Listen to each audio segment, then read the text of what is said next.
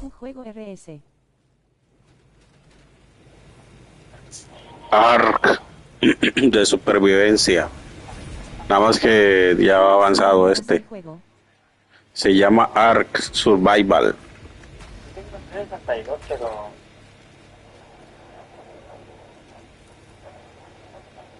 Oh,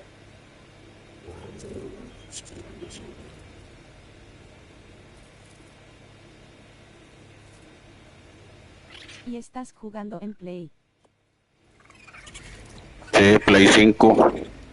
Se puede jugar con amigos, pero yo juego solo.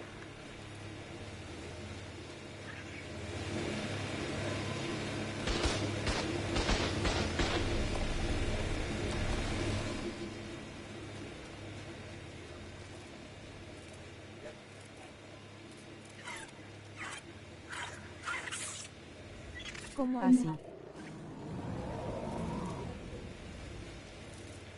Sí, en servidores. Este es un servidor. Aquí puedes venir y qué sé yo. Te puedo dar dinos o una hora así. ¿Y no te aburres jugar solo? No, no. Divertido. Más duro, más difícil.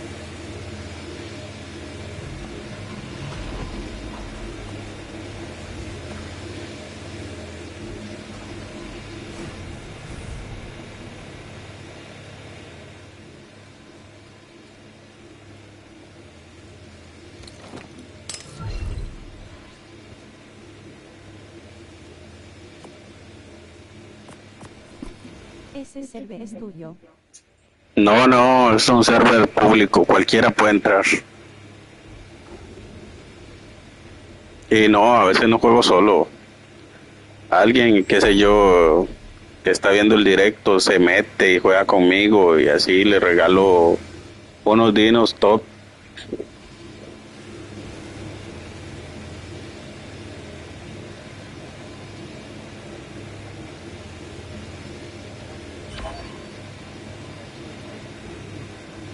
Pero te puedo atacar.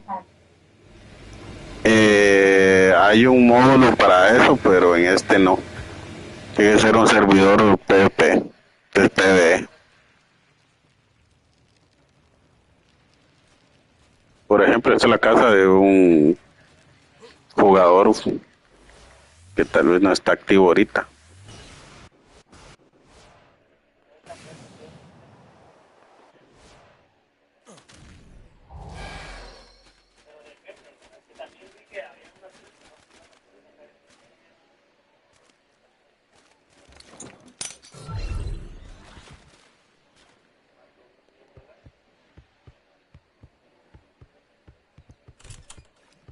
¿Y estás haciendo? Is the largest frog I've ever seen. Ando recogiendo Almost unas impossibly notas. large.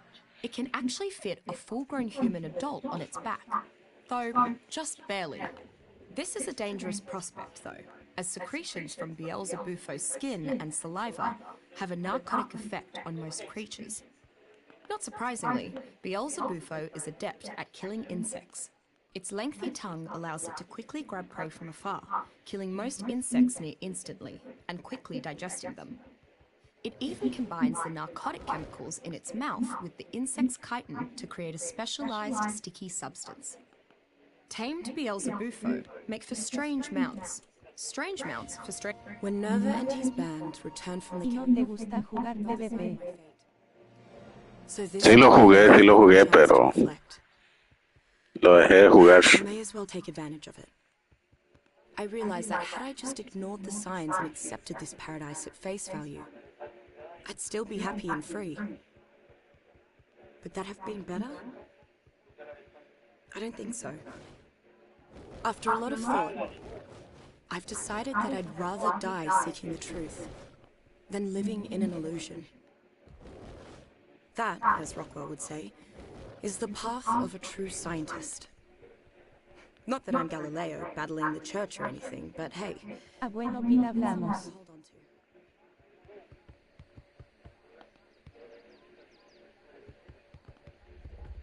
to. ¿No conocías este juego?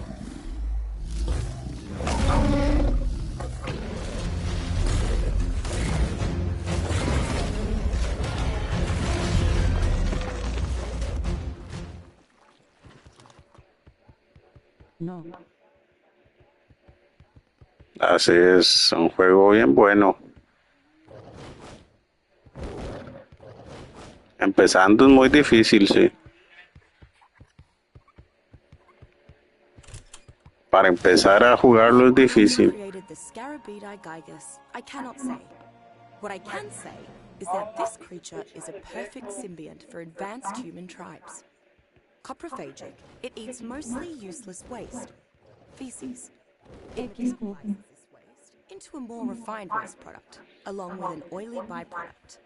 The oily byproduct is ¿Tienes en qué the same jugarlo? as the oil found in the ocean ¿Por qué? on the island. Somehow, Scarabeei converts feces. Sobrevivir es muy difícil That aquí. wasn't reason enough to worship the Scarabeei. The refined waste product is almost identical to fertilizer from a compost bin.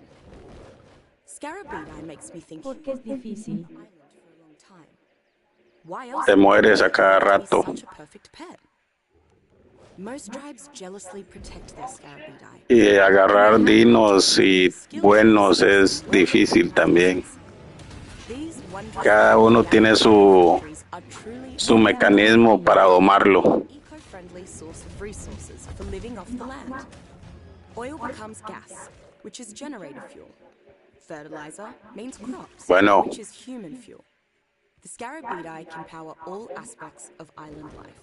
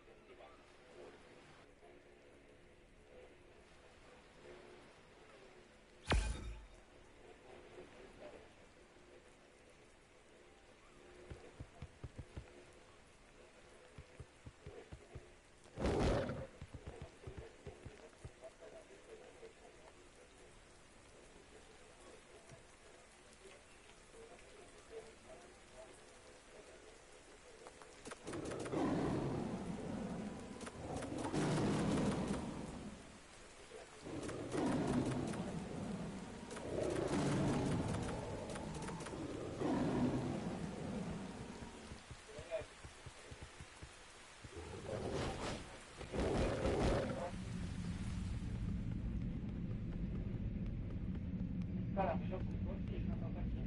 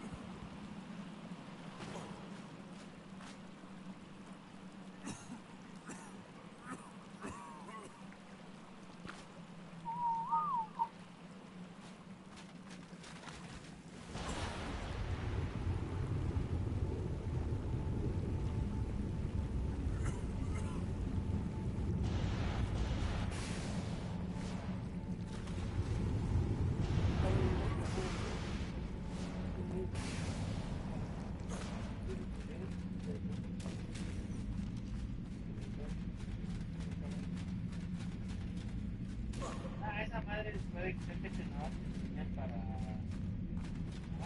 para ganar ellos. Igual.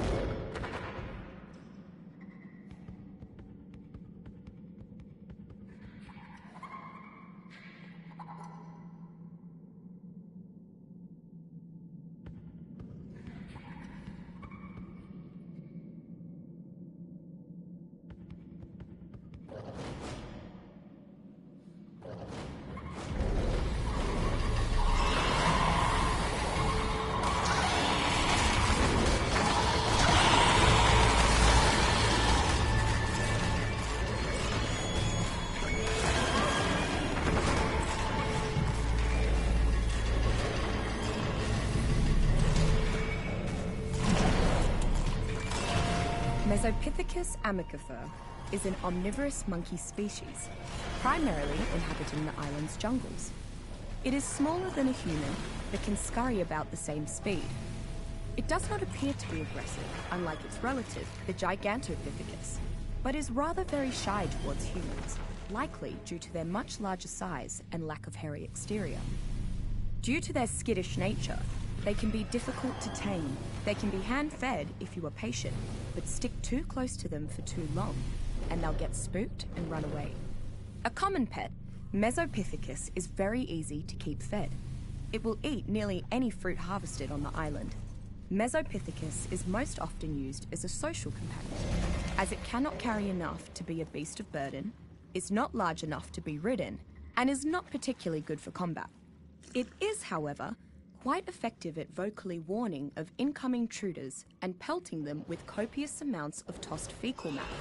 Nomadic tribes have also managed to teach Mesopithecus to open locked doors when pillaging.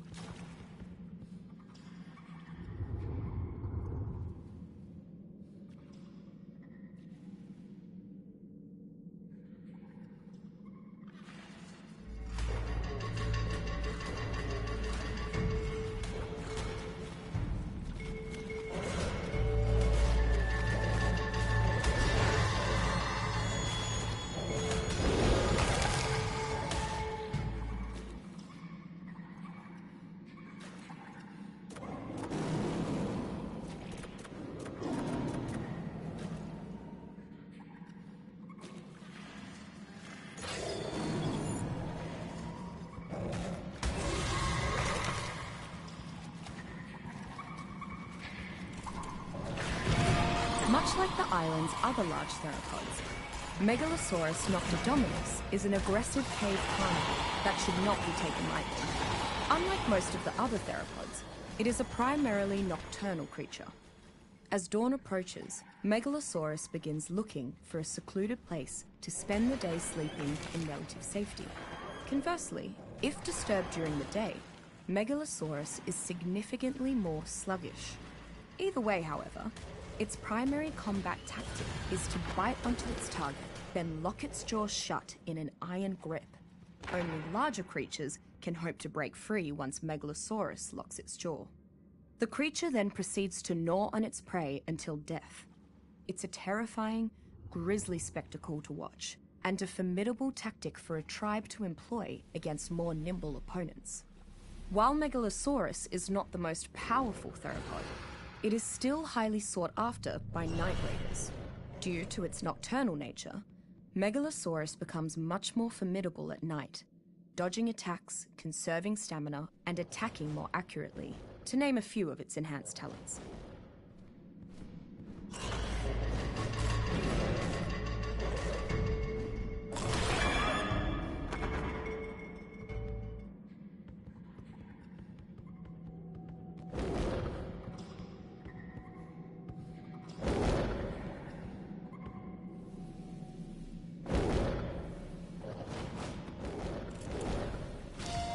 Until recently, I believed the megalodon to be the greatest of the ocean predators. Then I discovered Mosasaurus suspirita in the deeps. Not quite as fast, but much larger and stronger, the Mosasaurus rules the darkest waters off the island. Growing up to 15 meters long, Mosasaurus is larger than almost every other aquatic creature I've encountered thus far. Mosasaurus is a deep-sea marine lizard, which spends all of its time far beneath the water's surface. It is without a doubt one of the most fearsome creatures of the island, and can certainly be considered among the ocean's apex predators. Mosasaurus has proven to be an excellent tame for the most advanced tribes. Due to its sheer size and power, you will often find tribes with bases and defenses built upon a mosasaur's large platform saddle. Having one with you as an escort is probably one of the best oceanic defenses available.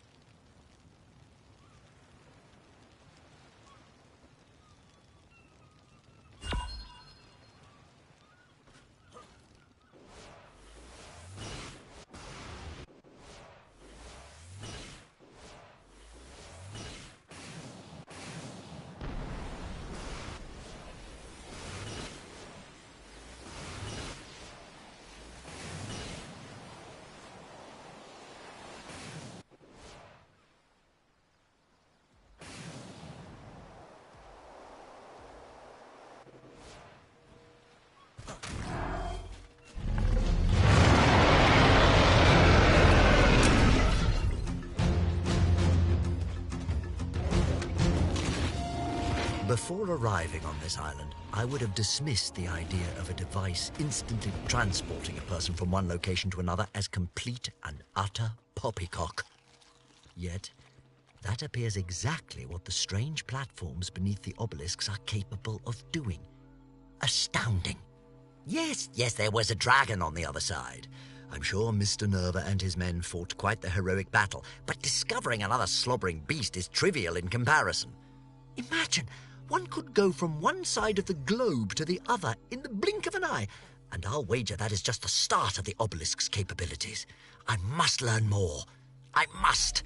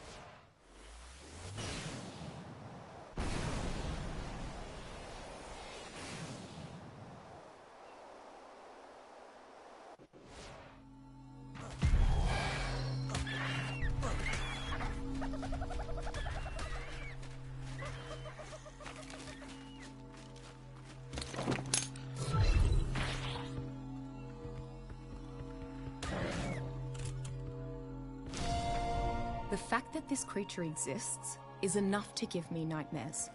Like the island's other arthropods, Arthropleura felsanguis has become much larger than I might have believed possible. It's a very aggressive hunter, but prefers to eat meat after it has rotted for some time, and will voraciously seek out such delicacies. Arthropleura's blood has a very low pH, to the point that it can dissolve many materials. This acidic blood splashes back on anything that directly attacks it, weakening the durability of weapons and hurting attackers. Many creatures thusly refuse to prey on Arthropleura, fearing this unique defense. If that wasn't enough, Arthropleura also keeps a small reservoir of blood ready to spit at its prey. Like most of the arthropods on the island, Arthropleura is simple-minded and relatively easy to tame. It is an almost entirely military mount, useful mostly for attacking at a distance. Thanks to its unique defenses, whether hunting or warring, Arthropleura is generally safe from all but the largest of creatures.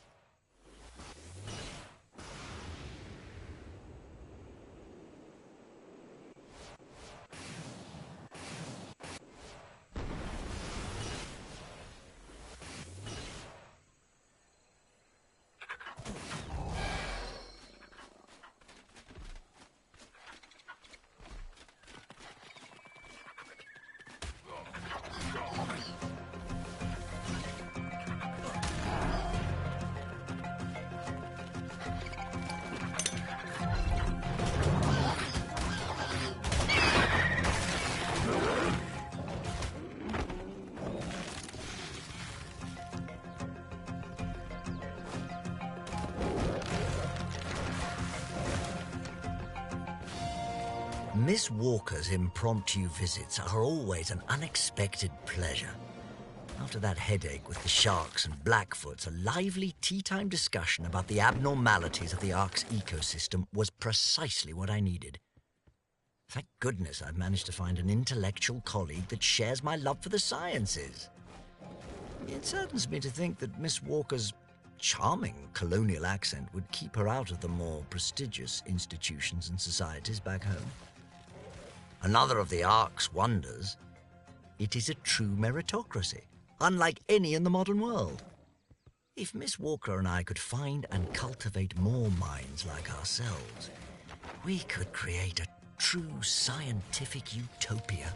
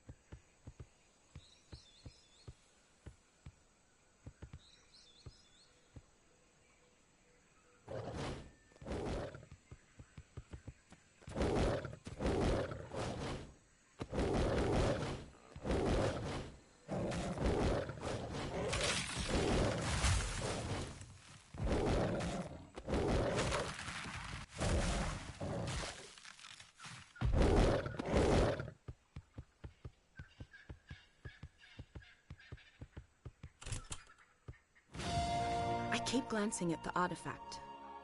I understand why the Iron Brotherhood's leader didn't want it.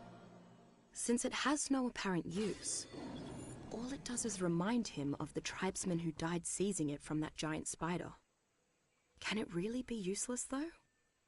They described the artifacts that activated the obelisks as looking similar to it, so I headed to the nearest obelisk to see if I could get a response. No luck. Maybe it activates something else. Of course, the platform in the cave. It's a long shot, but it's the only thing I can think of that's similar to the obelisks. Definitely worth a try.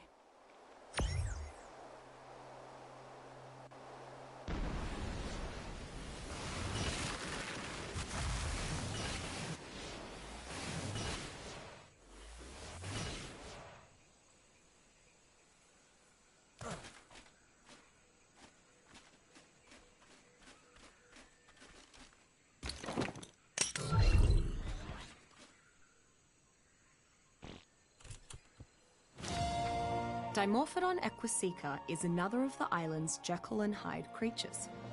It is normally passive, sometimes even friendly. When provoked, it becomes very aggressive, even against larger creatures it has no business fighting, often to its own fatal end. Dimorphodon can make short work of smaller opponents, however, due to its large but lightweight skull and teeth. Barely over a metre tall, Dimorphodon should be low on the food chain, but its incredible speed and surprisingly strong bite make it fairly dangerous, especially en masse, as they tend to attack in groups. A flock of angry or hungry Dimorphodon can take down prey several times their size, so survivors should take care not to hunt near where a flock is gathered. Dimorphodon is one of the creatures on the island that is Castaroides is a large mammalian herbivore that tends to live near water. Unlike other larger beaver species, this one retains the chisel-shaped teeth of modern beavers. As is typical for beavers, they build dams as habitats, but the larger creatures on the island have a tendency to trample them. As a result, finding unsullied dams in the wild is quite rare. Castaroides itself doesn't seem to realise how dangerous the island is. I don't know if it's simply too dumb to notice the dangers, or if it just doesn't care. But Castaroides happily goes about its day, playing in the water. Greetings and salutations, dear reader. If these words are gracing your eyes, then you have had the good fortune to find the journal of Sir Edmund Rockwell, stupendous scholar, gallant gentleman, and explorer extraordinaire.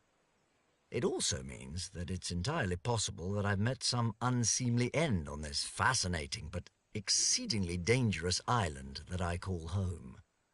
I suppose you could have also stolen it, or I could have misplaced it, in which case please proceed to either hang your head in shame or return it to me at once, whichever is appropriate. Regards, Sir Edmund Rockwell.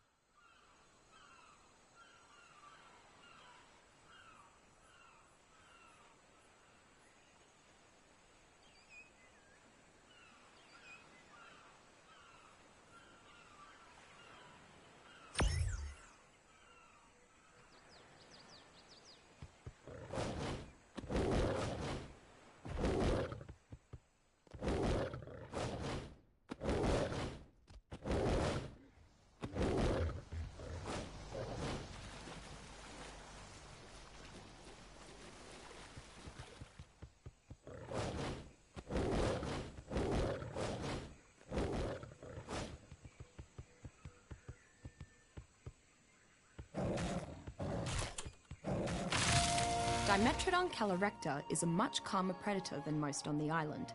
Because it lives off smaller prey than humans, it generally ignores anything much larger than a coelacanth.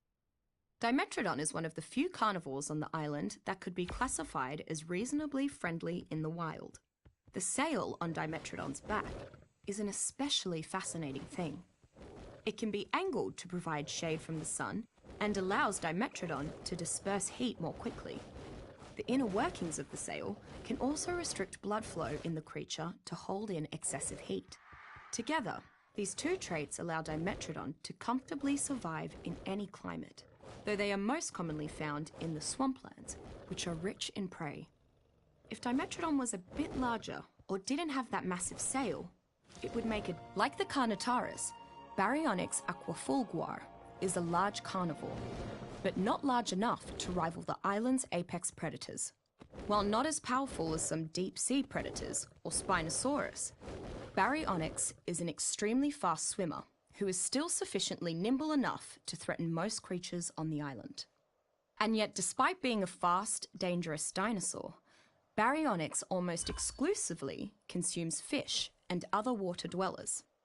The highly specific metabolism of Baryonyx seems to allow it to heal wounds almost preternaturally fast after feeding on nutritious fish meat. Perhaps this is why Baryonyx rarely attacks land animals.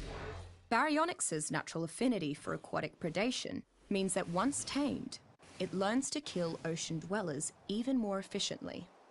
Between its speed and its power, Baryonyx makes an ideal choice for anyone interested in frequently moving between water and land travel, and who values speed and agility over raw strength.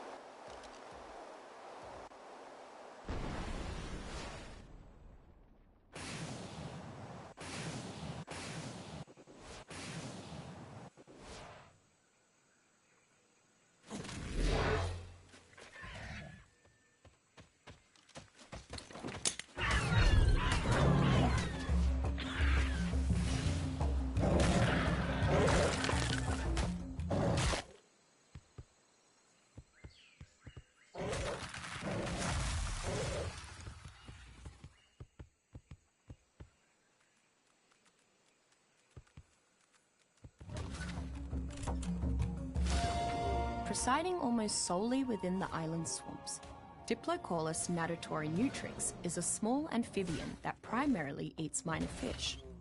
It rounds out what I consider to be the middle bottom of the ecosystem, feeding on the tinier, non-insect creatures of the island, while itself being a common snack for the larger carnivores. Because so many creatures prey on it, Diplocaulus has become very skittish and often flees at the first sign of trouble. It uses its amphibious nature to escape into whichever environment its predator isn't native to.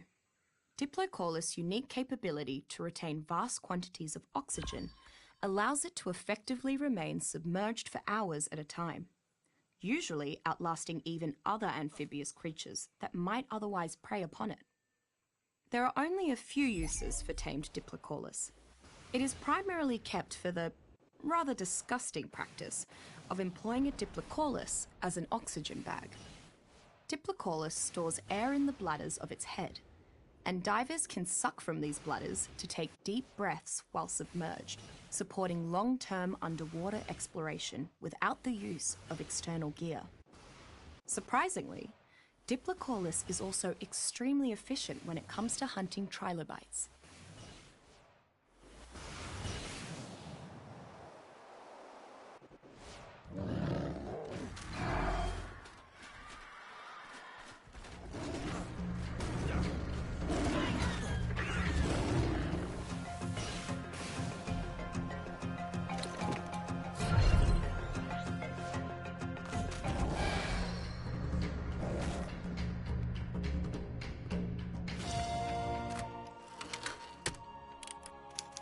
I swear, I can't seem to catch a break, Janie.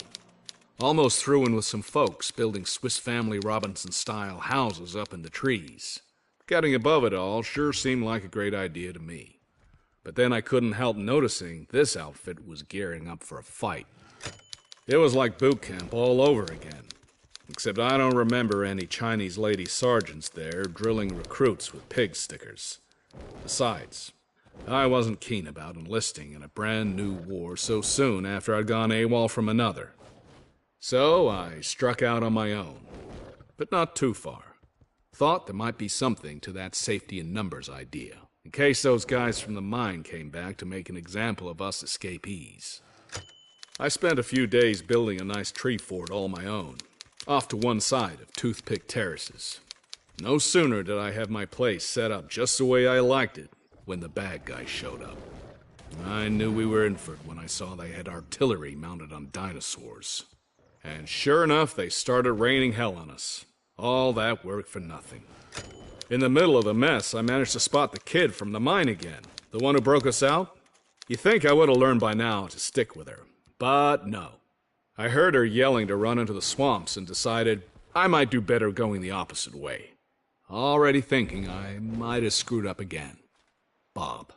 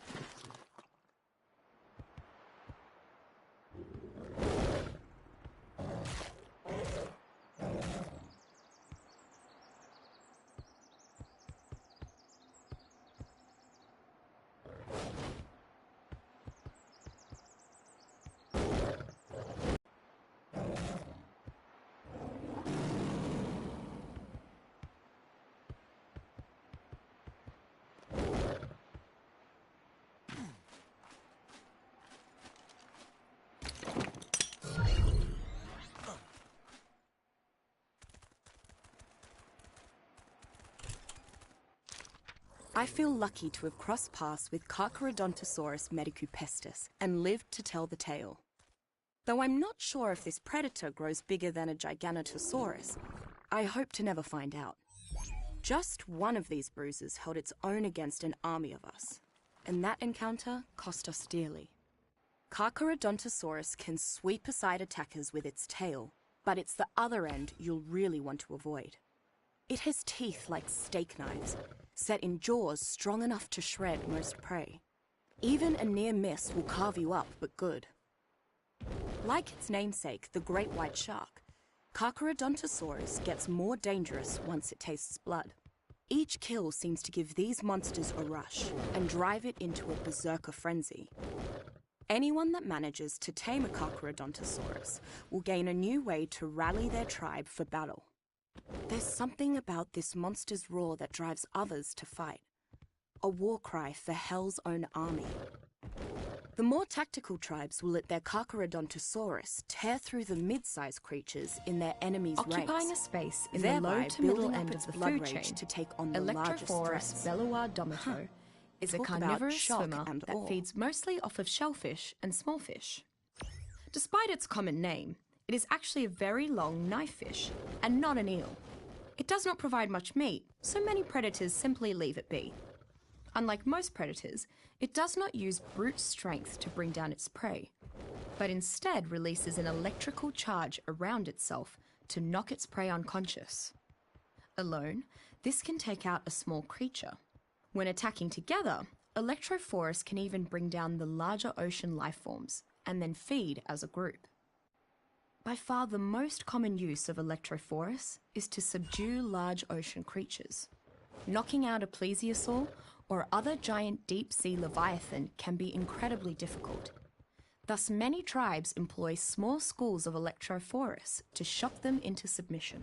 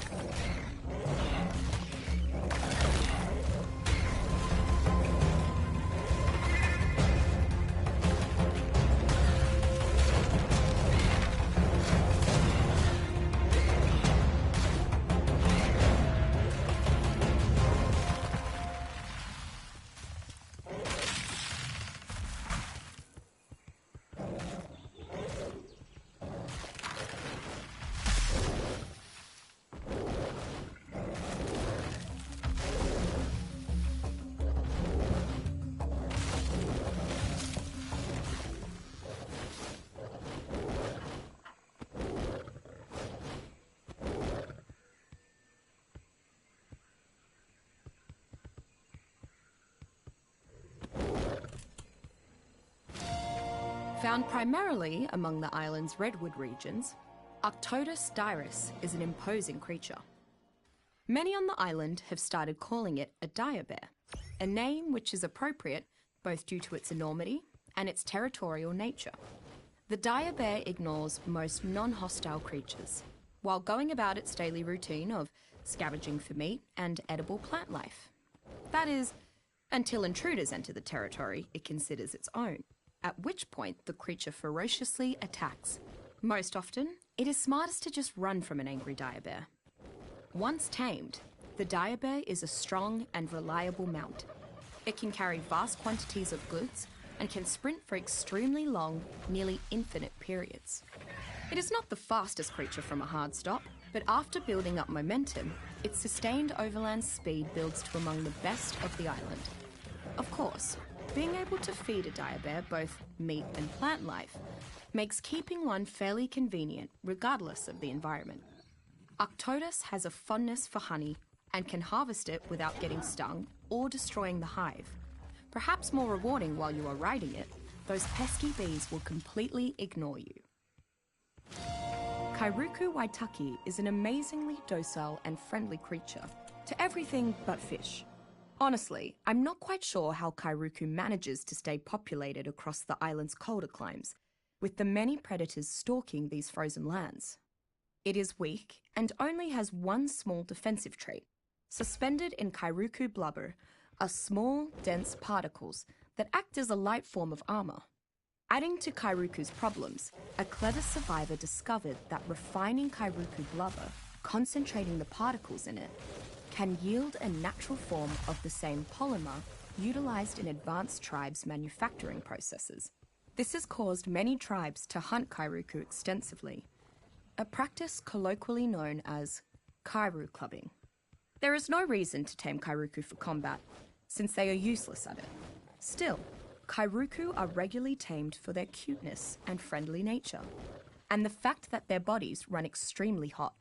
Just standing near Kairuku can help a survivor stay warm through long, harsh nights on the icebergs.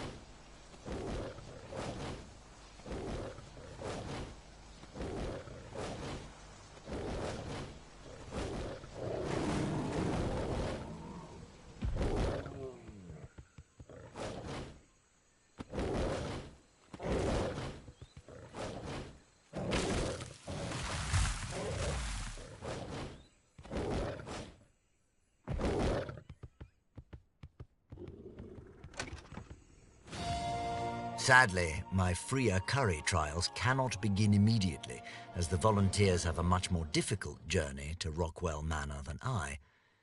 After all, I couldn't very well carry every one of them on Archimedes. Yes, The Argentavis could clutch one of his talons, but I've always found the practice to be barbaric. The rest of the ARK may be embroiled in feudal savagery, but a gentleman always maintains his class and dignity. At any rate, I must have my assistants renovate the guest compound. Naturally, I would never let strangers into the manor proper, but there's no reason their stay should not reflect my civilized standards.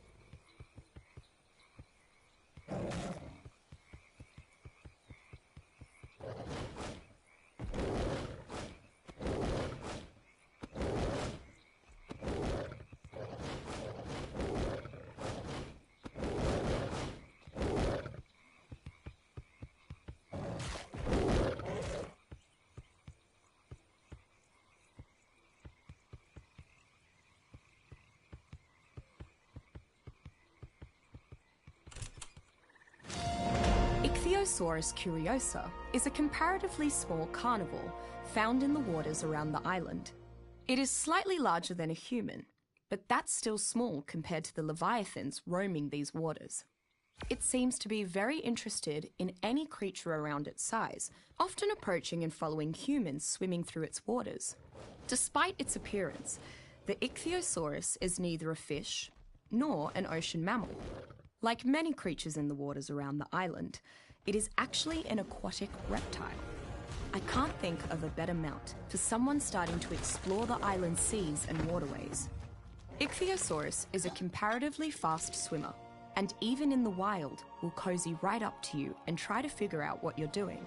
Taming these is actually pretty easy, as they seem to love humans and will be fed and tamed without the use of violence.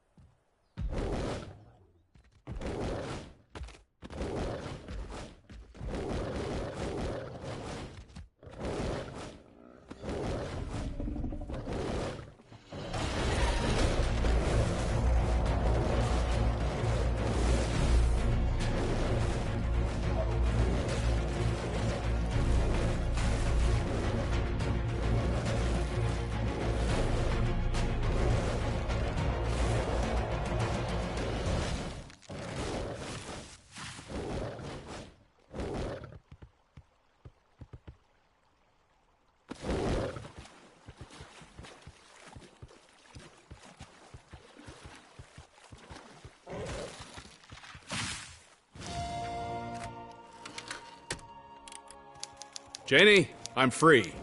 I didn't think I'd ever be able to write you again after those rat riders put me to work in their mine.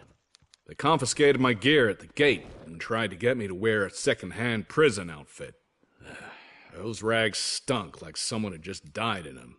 So I said thanks, but no thanks. I'd rather work in my all-together. I was sorry real quick I turned down any way to cover up after I got put to work in that hot sun. By the end of the first day, I had blisters on my blisters. And after sundown, it was like out of the frying pan and into the freezer. All the damn mist coming off the river clung to everything. And they locked us up deep in the dark and cold. And it wasn't like we got blankets or turn-down service there. No lullabies or pillows with mints on them. Believe it or not, this little girl was the one who started our jailbreak. She caught an armload of monster centipedes that we had crawling all over to help her break us out. Turns out, their spit can melt right through iron chains. Was planning to do more to help before I got knocked on my ass in a stampede of one of those big cart-pulling armadillo things.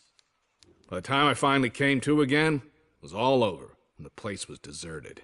Can't blame everyone for wanting to get out while the getting's good. Back into the woods, I guess. Bob.